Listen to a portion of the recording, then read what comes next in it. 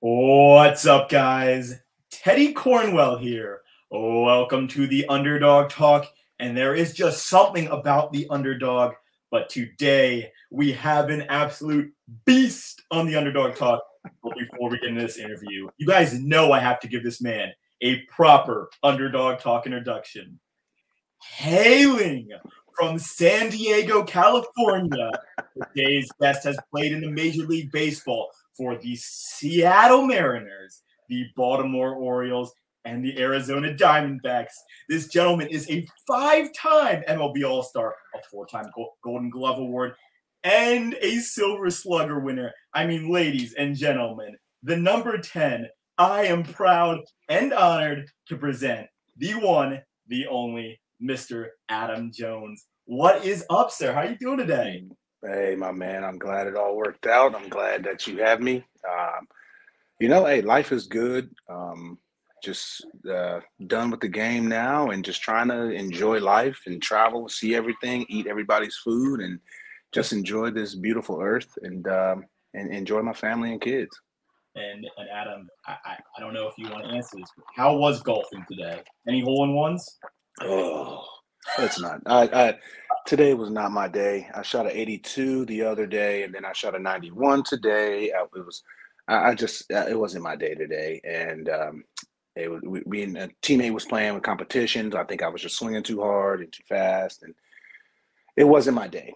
So, yeah, good thing about it is, hopefully I can get out in a couple of days and revitalize myself. Hey, it's all about the bounce back, Adam. But, Yes, sir.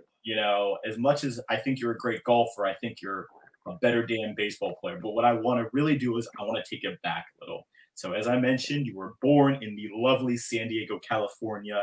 You and your older brother were actually raised by your mother until the age of 5. And I think, people often don't understand how hard it is to, be a single parent. Would you mind talking a little more about your childhood and then, how did this help you? How did this shape you into the man you are today, Adam? Well, I mean, everybody's childhood is obviously different, good, bad, and different. I think as kids, we are always, we don't really know what's going on. We don't know if we're rich or poor when you're so young. You just know that your parents are there and your brother's there and cousins and friends and those small things. So, we didn't grow up with the most material things, but we grew up with love. We grew up with family around. We grew up with each other. We played sports with each other. We were always accountable for each other, and I try to do the same thing with my kids. Like my older brother never left me ever by myself. And I try to tell my older son, like, I don't care if you guys are fighting, like you never leave your little brother. But we grew up with a family of love, and our grandma was very instrumental in values and speak your mind. Don't be afraid to be yourself. Don't put on a persona for somebody else. Don't be somebody else to impress somebody else. And if you see through my whole career, I've never been afraid to say anything. I've never been afraid to speak my mind, especially when you see something just so stupid out there and people just, it's like you see something stupid and people just walk by it consecutively over and over. Like, oh, I see something stupid, but let me not be part of it. Like, my parents and grandparents always taught me to speak up about that. And it just, be myself. And if you see my career, my tweets, if you felt like that's me speaking, I'm not sugarcoating everything. I'm not sugarcoating nothing, actually. I'm just, from my point of view, this is how I see it. And, I think the part that sucks with social media is just, whenever athletes say we are numb or we don't understand what it means to be a regular person and all that kind of stuff, but we do. And, I think that was just my whole upbringing about, like, I'm not better than you. Like, it's just because, okay, I made some good money. Okay, that's fantastic. But I also have a talent that not many people have. Is what it is. But it didn't make me better than you. So if I was to meet somebody, I'm not like, oh, how you doing? I'm Adam Jones, Major League Baseball player. Who the hell are you? And you talk to some people, they will, they ask you what you do before your name, and they're gonna base that scenario off of what you do. And me, I'm just like, what's going on? How you doing? And just a very easygoing, personable guy too. But that's how I was raised. Like, I'm no better than you. I said this, I'm not better than you. I just have a really cool job at night. That's it. Like, my job's cool. That doesn't make me better than you, though. and I was talking with I think Ryan Lochte, one of the best swimmers of all time, and I go, we were talking about who are we to judge people when we've all made mistakes. You know, we're all at the end of the day, we're all human beings. We all live on one planet. You know, yes, we have different skills, characteristics about who we are, but we're just regular people at the end of the day. And I think you put it on the dot perfectly, Adam. But what I really want to look at is this is interesting to me because you actually excelled at both football and basketball and did not pick up a baseball bat until you were 12. So that all changed in 1997 when you and your stepfather, Mr. Kenneth, you guys went to your hometown Padres game, and that's where the interest just started going. I mean, would you talk about your first impression of baseball and especially the major league side of it? So I take you back on that. So the very first game I went to was the 90. It was 93. I went with our church, Lighthouse Baptist, and they took us. And the reason why I remember it so vividly was because they gave out the 92, the year before, Padres All-Star towels, because the All-Star game was in 92 in San Diego. So they gave us towels, and honestly, I think my parents still have that at their house today. And I remember going with the church, and then I just slowly start to to tell my stepdad, like, hey, let's go watch a game. Let's go watch a Padres game. Let's go to a game. And then the Padres became really good in '96, and I started watching a lot more. TV Network came, and then '97 comes. They're still good. But a friend asked me after basketball, like, hey, do you want to come and play baseball? I'm like, yeah, sure. That's easy. I'll go. I mean, I got time, I got the energy, and it's better than just staying home and doing nothing all summer. So as soon as I started to play, within literally like 2 weeks, I fell in love with it. I wouldn't put a ball down. I'd be throwing the ball all around the house, in the backyard, everywhere. And my mom, I can still hear her to this day, just screaming at me, "Put the damn ball down! Stop throwing the damn ball!" All that, and it's just like that's what. I hope I'm doing that to my kids. Like, damn, you guys are making too much noise with doing this thing, but hopefully it's beneficial for them for in the long run if they have the passion for it. And once I started watching more games, my stepdad started to see that I was like watching a lot more games, and he was like, "Hey, what's going on?" And he was like, "You want to go to a game?" And we went to a game, and getting to see, and you got 97, 98, it's in 96 too, when the home run, chicks dig the long ball. That's the whole era of the chicks dig the long ball, and getting to see McGuire, getting to see Bonds, getting to see Sosa, taking batting practice, sitting out in that, being out in the outfield. That's when batting practice became like a spectacle. And now it's still a spectacle. And, just being around the field and, getting to share this time with my stepdad, it was great because he had interest in it too. And, being a young teen, eat, at a baseball game, eating a hot dog, nachos, a soda, you're just happy and just watching your team play. And obviously I had a great joy watching Tony Gwynn play for so many years. So I've just been, I just had a great experience as a kid because, my family took interest in my interests. And that's generally what makes it a better story because, when both we have multiple people interested in your interests, it makes it that much sweeter. So I appreciate my stepdad for that. And it's crazy because we still talk about baseball to this day. After games, in Baltimore, I would call my mom and talk to her after games. It's always my decompress to call my mom, and then after I talk to my mom and she wants to kick me off the phone, then I talk to my stepdad about like the game because he watched the game. Then it just switches to strategy. My mom is all sugarcoating. Hey, sweetie, how you doing? You look good out there, and hey, I see you out there. You look good. I see you. Love your smile. Then my stepdad comes on and is like, damn it. What happened on this play? Why didn't what and it was always a great balance. You know what I mean? You need that criticism. You need that strong will, and that's what made me, I think, into the player I was because I cared. I gave an effort, and I think if you give an effort, good things happen. Now, was I the best player ever? No, but that was hard. Well, I just played the game hard, and good things happened. I don't think anyone can take away the work that you put into the sport that you love. Dreams do become reality, sir, as you were selected by the Seattle Mariners with the 37th pick in the first round of the 2003 MLB draft. What was interesting is we're actually selected as a shortstop and possibly a pitcher. Now, for those who do not know, Adam Jones was a top outfielder. So I got to ask, how did you go from those positions to outfield? What was the story behind that, Adam? Yeah. So I mean, pitching and shortstop, I think those are more natural to me. I started pitching, and obviously when I started playing baseball in 12 and playing all stars in 13 and all that kind of stuff. But I really started getting into pitching when I got my freshman year of high school, and I was second. I was a second baseman, and then I was the second in rotation. So I'm the number two after a guy named Glenn Swanson, who ended up going to UC Irvine, and then he got drafted, got to Double A. But he's still 2 years older than me, so he made his way. But I got to learn, and we had a senior catcher in my freshman year, and he was just like, look, and I was like 85 to 87. He's like, look, kid, hey, just hit the location. And at 85, 86, it don't seem hard now. I was throwing the hell out of it, and with a little movement, and he just was framing. And then, as I got older, obviously, started getting to these tournaments, got bigger, stronger, and then once I got going into my senior year, I went to I remember going to the Perfect Game tournament. They're like, yeah, we want you to pitch here. And I'm like, okay, I'll pitch. And I was 92, 96. And I'm like, oh, everybody's like, hold on. He's a shortstop. Like, what? And I threw 93 across the diamond. I was, I think, second. And they were like, hold on. Right. So from then on, the pitching side started to take more precedence. And I got more offers and more things as a pitcher. People were like, we want you to throw. We want you to pitch. We want you to pitch. We don't want you to hit. We want you to pitch. I'm like, damn, I want to play shortstop. Like, I don't want to pitch. I want to play short because I want to play every day. I don't want to pitch. And I remember I got drafted. The Mariners asked me, what do you want to do? I was like, look, I want to hit. I want to play shortstop. If I suck at it in 2 to 3 years and my arm is good, throw me on the mound.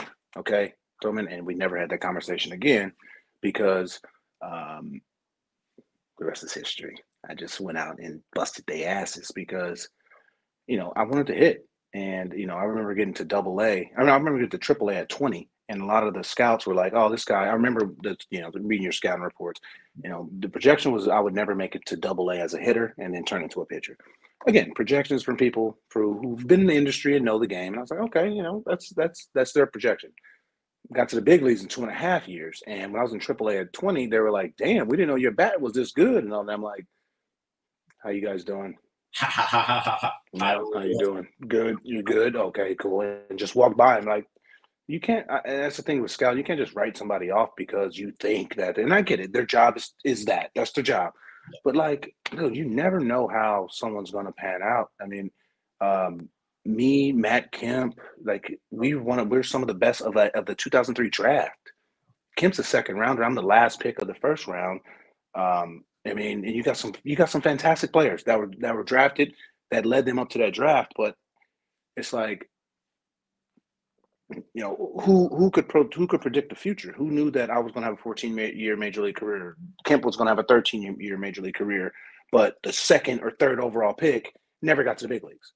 Who could predict it? Well, the second pick was Weeks, who got 10 years, and the third pick, I think it's Kyle Sleep.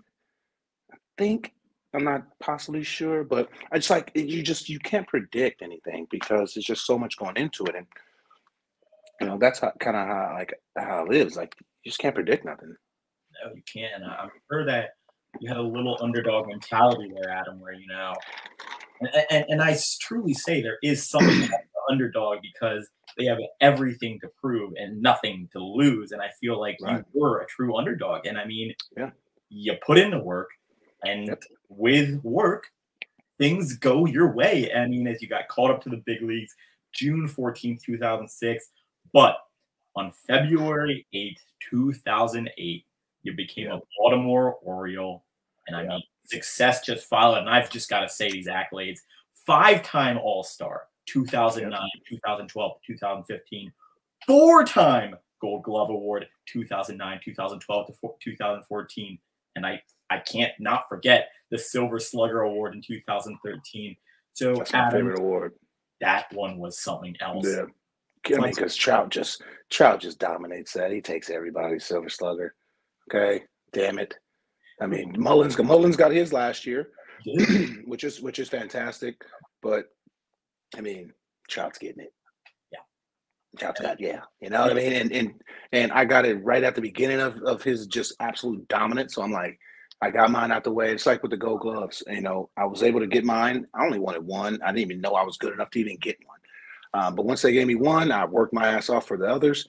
And then you got Kiermaier and Buxton coming in. I'm like, okay, okay. These guys are good. Like tip your cap. And you know, what's crazy is that the story of me getting traded. I was on my way to Vegas at that time. Actually, I just got back from Venezuela winter ball because I had to come back early because the whole negotiations with trades, and I had to leave the grand final after game 3. We're up 2-1 against the Tigres de Aragua, which is Miguel Cabrera's team, and I had to leave because they were discussing the trade, and the Orioles didn't want me to play anymore. McPhail did not want me to risk injury, especially in January, which is a month away from spring training. And I remember McPhail calling me, and I talked to him for about 10 minutes. And I'm like, yeah, I'm on my way to Las Vegas right now. And he's like, yeah, well, there's going to be reporters that want to talk to you and all that. I'm like, all right, well, give me an hour. I'll be in Vegas. And I remember just getting up to my room at the Venetian and yielding phone calls from the media people for the next hour and a half. Like, I want to go party. I don't want to deal. I'm 22. Okay, I don't want to deal with y'all. I get the Mariners spring training is next week in Arizona, and then now you got, oh damn, I got to go to Fort Lauderdale now. Like all it was just like all plans just changed. But again, it changes. I think change is good, and it was the best thing for my entire career. And I was able to live out my dream every single day. The Mariners gave me a great opportunity to play in the big leagues, but their plans were a little bit different. They had more veteran guys. They had Ichiro who wanted to move to center field. They had just different situations, which that's the game. Baltimore was a team rebuilding and had Markakis, Roberts, Adam Lowen, B-Rob, and Melvin Mora, and they had a good young core. Mixed matches and pieces, but then we were able to get some good draft picks, and it was great being one of the leaders of a rebuild. I think that was that was one of the best parts of my career, is being a guy counted on a lot. Yes. In my time in Baltimore, and I think that's what leadership is about. Is somebody who's not afraid to be able to be counted on, and just not afraid of a tough situation. And I mean, you were the captain of the Baltimore Orioles. You were the leader. You were the guy.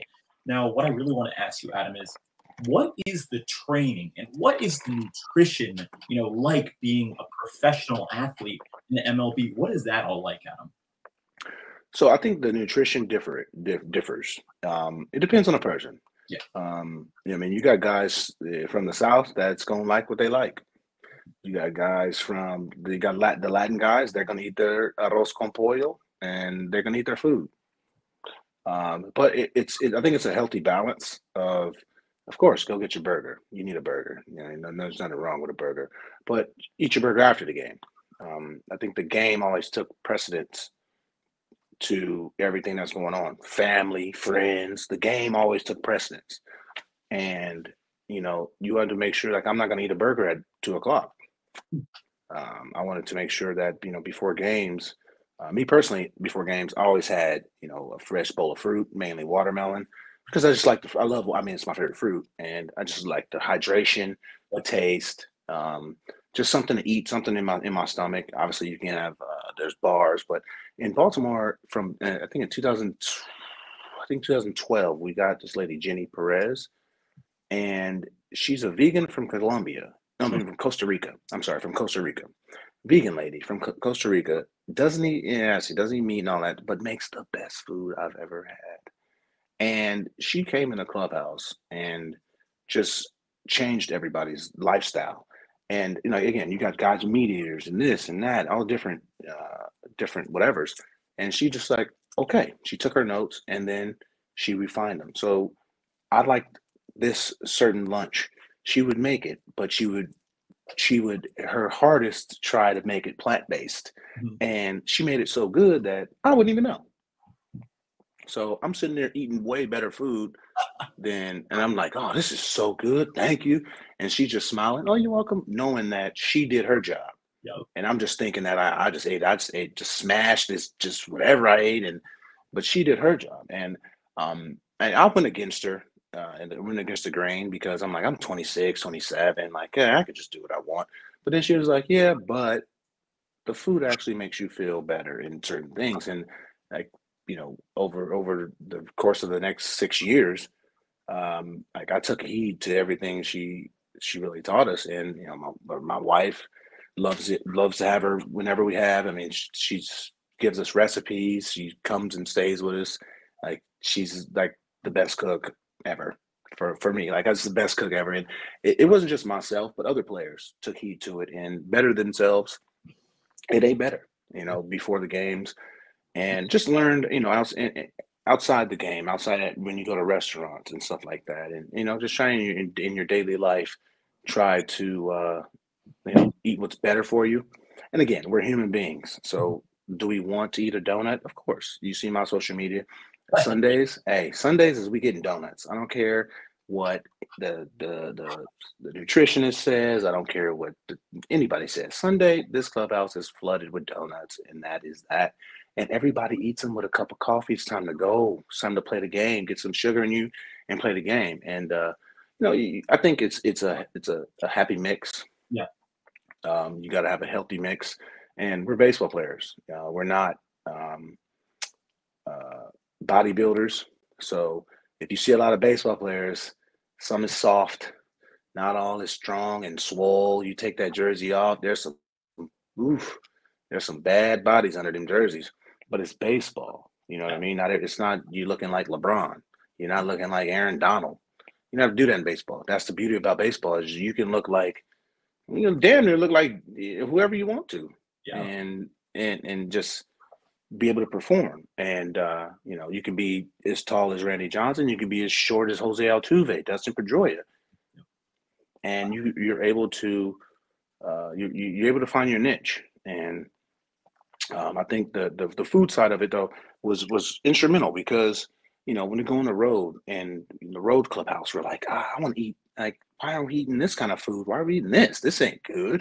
Like, we want to eat this kind of food because we got 81 games at home. We're eating this, and then we got 3 games here, and it's like, what is this? So we ended up starting to bring her little ass on the road with us and making her go shop and do all these things. And she was so annoyed with it, but she knew that she affected us, and she knew that she, uh, you know, she had us, and like we needed her more than she needed us, or probably the same.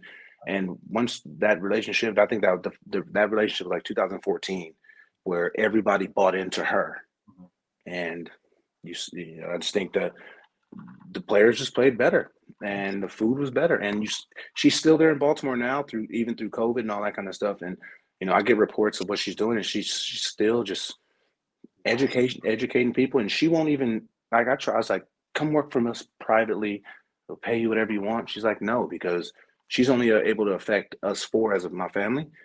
She'd rather affect the 25 players, the 5-6 coaches times their family rather than just the four. That is really impressive. And obviously, food and nutrition is a key part of performance. Now, Adam, I finally want to end this interview. You are one of the hardest MLB players to ever do it. I mean, you put in the work, you grinded your ass off. What is your biggest tip for someone who is looking to make it to the big leagues like you once were, sir? Biggest tip is find your niche. I was listening to a Draymond Green interview the other day. He was doing a big interview at a basketball camp, and he was just like, look, on the NBA team, there's going to be one or two guys that can just do whatever they want. The rest of us, we have to find our niche. And the same as baseball. Every team has one or two guys that's like, don't let them beat me. Can't. You got the Angels, Chad Ohtani, don't let them beat me. Yankees, Judge, Stanton, don't let them beat me.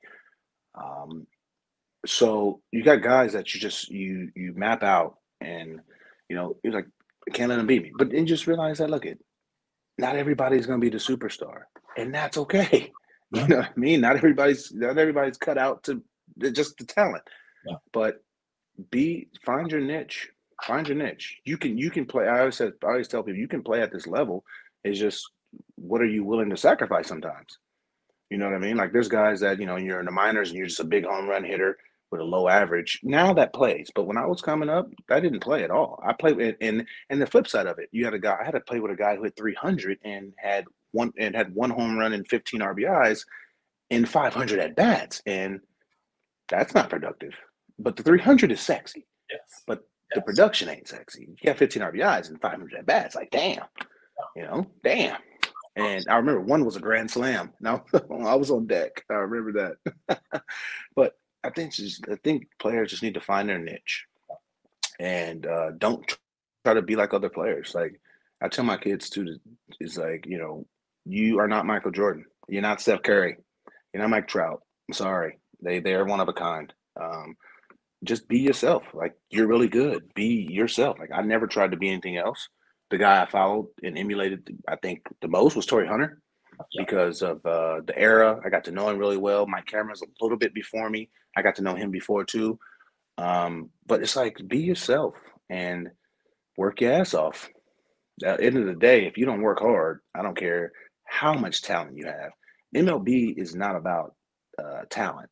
It's about who's here to work the hardest because everybody drafted has talent. Yes. So the talent is like not the part. It's who has figured it out, who has made themselves better, who's a good teammate. There's so many variables, and I just tried to first off play my ass off and let my play do my talking, but it came to a point where I had to talk. So, I just tell I tell a lot of these young players like, hey man, keep working your ass off, and just because you plan for said team doesn't mean that that's the only team you can play for. Someone told me you're always playing for all 30 teams until never. Always playing for all 30 teams until the day you're done playing and you're playing for nobody. So you got to go out there and play the game hard and respect the game, love it, trust it, and the baseball gods have never wavered, and they are some mean SOBs. Yep. And I mean, I think you forgot to add one name to that list of legends. Ain't no one ever going to be like number 10. The one Adam Baltimore.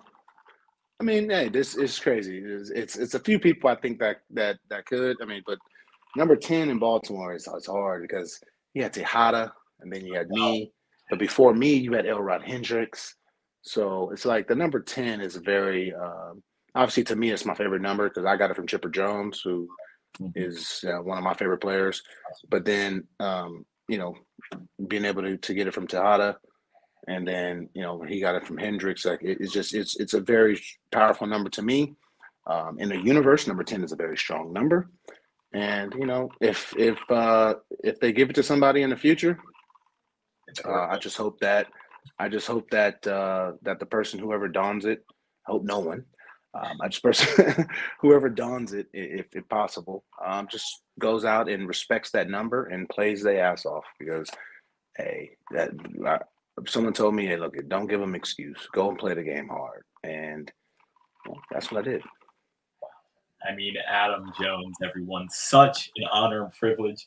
But before I like to end my interviews, I like to get some rapid fire questions out. Are you game, Adam? Go ahead, brother. Yeah, always. Favorite cheat meal? Favorite cheat meal, donuts. Oh, yes, I knew that was. That's not even a meal. Hey, meal. I just want to make it a meal. Cheat meal, donuts. I love it. Hit a home run or make a spectacular diving catch. They always say that when there's a hit a home run around the kid. I'd rather hit a home run because it's a run, RBI, my stats go up, all that. No, it's a highlight, cool for defensive. Yeah, it's cool. It's Sports Center. The home run goes on my back of my card. Yes. Yep. And the best is hitting a home run on the road because you get to jog in a quiet stadium by yourself. There's nothing better than hitting a home run on the road. I feel sorry for the Yankees because they can't go. When they go on the road, it's damn near like a home game. So when the judge hits a home run, he gets a lot of cheers. I like hitting a home run and nobody says nothing. You know, and just round the bases and it's like, I'm just here by my damn self. I love it. I love it. And that you did many times. I feel bad for the opponents of Adam Jones. Baltimore, but they're Baltimore orange and black or Seattle's Northwest green. Oh, orange and black. I remember, you know, orange and black is vivid from 95 playoffs, 96 playoffs. Just, you know, being in San Diego, being a kid, you know, Wednesday night baseball. The Orioles had so many Wednesday night baseball games back then, and the orange and black jerseys were amazing. And you know what's crazy is our white jerseys that have the orange lettering now. I liked them better when they had the black lettering with the orange trim. And I was trying to get them to switch them, like go back to these ones. These are way better. Trust me. And you know they go better with my cleats. And they were like, no. All my ideas just told me to go just jump off the damn Bay Bridge with all my ideas. Oh man. Adam, Had some good ones. You had Adam again. Thank you so much for coming on. But before we end this interview, the floor is yours, sir. Is there anything you want to plug? Where can we find your content? You know, anything you're doing that you want to promote? The floor is yours, sir. Yeah. You know, I'm on Twitter and Instagram, simply AJ10. My wife has a travel company, Axis Travel. And if you want to see what we're doing, you want to see cool things, again, what we're doing and how we're living our life, you know, you can find us on there. And, you know, I'm just trying to enjoy our life, enjoy the fruits of our labor. I watch sports daily and, you know, I want the Orioles are playing good right now.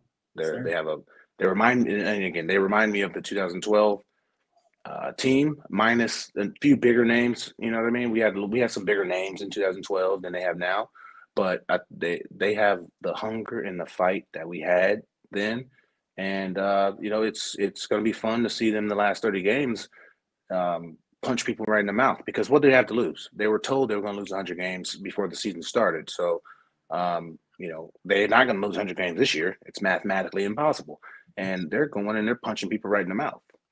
And that's what you got. At the end of the day, that's what you got to do. In sports, you got to go punch people right in the mouth. And, you know, they're doing it. And it's fun. It's good to see Camden Yards with more energy. It's good to see more tweets, more people hitting me up about different things and with the Orioles. So it's good that the team is doing better since the last 4 years. So, you know, I hope that they continue that and hope they make it interesting, boiling it down to September.